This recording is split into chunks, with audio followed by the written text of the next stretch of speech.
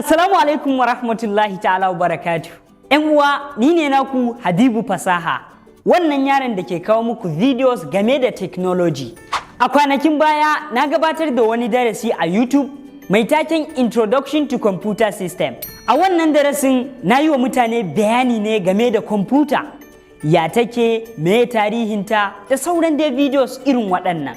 Amma kuma na yi su ne da yaren Turanci. Dalilin haka ne ta sa wasu suka rika yi mun comments, wasu suna mun text messages, wasu suna kira na a waya, kai wasu ma mun zauna da su face to face sun bani shawarwari game da yadda zan juya akalata na rika yin videos ɗina da Hausa saboda al'ummar mu ta Hausawa su rika fahimta suna ganewa.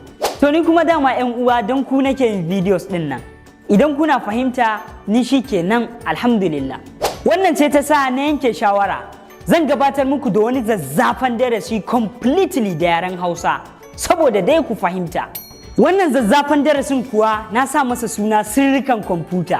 A wannan darasi insha Allah zan rika kawo muku videos masu muhimmanci wanda suke yin bayani dalla-dalla, filla-filla game da sirrika na na'ura mai kwakwalwa. Domin al'ummar mu Hausawa su rika amfani da waɗannan sirrikan na na'ura mai kwakwalwa wato kwamfuta a mu'amalar su ta yau da kullum.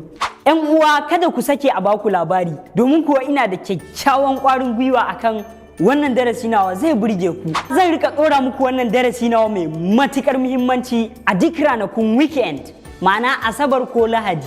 Saboda na san a waɗannan ranaku ne yawanci idan kai ma'aikacin gwamnati ne ko ma'aikacin kamfani ne aƙalla dai ka samu ranar hutu sai ka kalli wannan darasin nawa. Burina a har kullum shine al'ummar mu su amfana.